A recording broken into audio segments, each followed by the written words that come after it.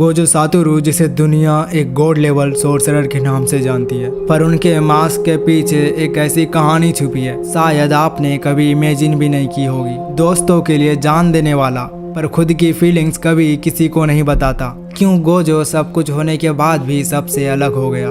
अगर आपको लगता है गोजो सिर्फ एक एनिमे कैरेक्टर है तो आप गलत हो। इसकी कहानी आपको अपने आप से मिलवा देगी। हर किसी के लाइफ में एक ऐसा फेज आता है जहां पावर, सक्सेस, फेम होने के बाद भी लगता है कि कुछ मिसिंग है। गोजो के लिए वो मिसिंग चीज थी कनेक्शन। जब गोजो छोटा था उसे सिखाया गया था तुम स्पेशल हो, तुम सबसे अलग हो, लेकिन कभी किसी ने ये नहीं पूछा तुम ठीक हो। उसकी दुनिया दो हिस्सों में बटी थी। एक तरफ वो लोग जो उसे यूज करना चाहते थे और दूसरी तरफ वो लोग जो उसके करीब नहीं आना चाहते थे, क्योंकि वो उनके लिए थ्रेट था। वो हमेशा लोगों के लिए खड़ा रहा, पर जब उसको जरूरत थी कोई नहीं था। जब उसका सबसे करीबी दोस्त उसका सबसे बड़ा दुश्मन बन गया तो गोजो ने अंदर ही अंदर डिसाइड कर लिया, अब किसी को भी अपने इतने पास आने ही नहीं दूंगा। तब से लेके आज तक गोजो सिर्फ एक प्रोटेक्टर बन गया, पर खुद के इमोशन से बिल्कुल डिस्कनेक्टेड। और सबसे दर्दनाक बात यह है, जिस गोजो को दुनिया सबसे अनस्टॉपेबल मानती है वो खुद अपने दर्द के सामने पावरलेस है। लेकिन ये तो सिर्फ शुरुआत है। गोजो की पर्सनालिटी के पीछे एक ऐसी साइकोलॉजिकल डेप्थ है जो हर ओवरथिंकर, हर इंट्रोवर्ट, हर मैं ठीक हूँ कहने वाले इंसान को टच करेगी। आपको लगेगा जैसे ये सिर्फ उसकी कहानी नहीं, आपकी भी है। कभी आपने सोचा है जब एक इंसान हर किसी के लिए शील्ड बन जाता है तो उसका अपना हर्ट किस हाल में होता है? गोजो का ब्रेकडाउन उस दिन स्टार्ट हुआ जब सुगुरु गेटो गया था।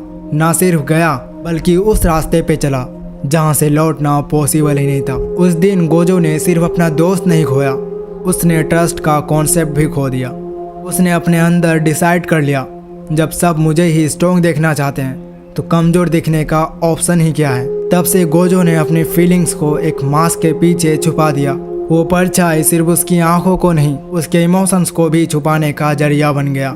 बाहर से हमेशा एक चिल, ओवर कॉन्फिडेंट, पावरफुल, पर अंदर से एक ऐसा इंसान जो हर रात अपने चॉइसेस पे साइलेंटली गिल्ट फील करता है। काश मैं उसे बचा पाता।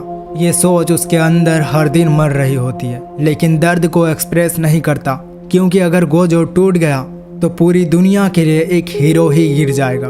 और इसलिए गोजो ने अपने आसपास साइकोलॉजिकल वॉल क्रिएट कर दी। अटैचमेंट इज वीकनेस, केयर करना पेन देता है, अलोन रहना ही सेफ है। पर सच तो ये है वो हर बार चाहता था कोई उसे समझे, लेकिन उसका लेवल ही इतना हाई था कि लोग उसे एडमायर तो करते थे लेकिन उसके पास आने से डरते थे। और यही गोजो का सबसे बड़ा पनिशमेंट बन गया, सबके साथ होते हुए भी हमेशा अकेला। लेकिन गोजो के अंदर एक और सीक्रेट कॉन्फ्लिक्ट छुपा हुआ है जिसके बारे में कोई नहीं जानता। एक डिसीजन जो उसने कभी लिया था जिसने उसका पूरा कैरेक्टर डिफाइन कर दिया। जब एक इंसान दुनिया का बैलेंस बन जाता है तो क्या वो इंसान रहता भी है? गोजो सातोरू के अंदर एक गॉड कॉम्प्लेक्स डेवलप हो चुका था।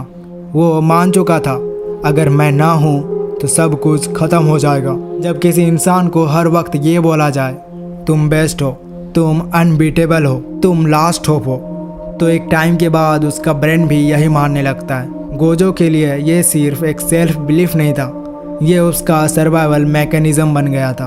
उसने अपने इमोशंस को इग्नोर किया, अपने ट्रॉमा को सप्रेस किया और एक फ्लॉलेस आइडेंटिटी बिल्ड की, क्योंकि उसके पास कमजोर पड़ने का लग्जरी ही नहीं था। लेकिन अंदर एक गोजो था जिसे रोज गिल्ट फील होता था।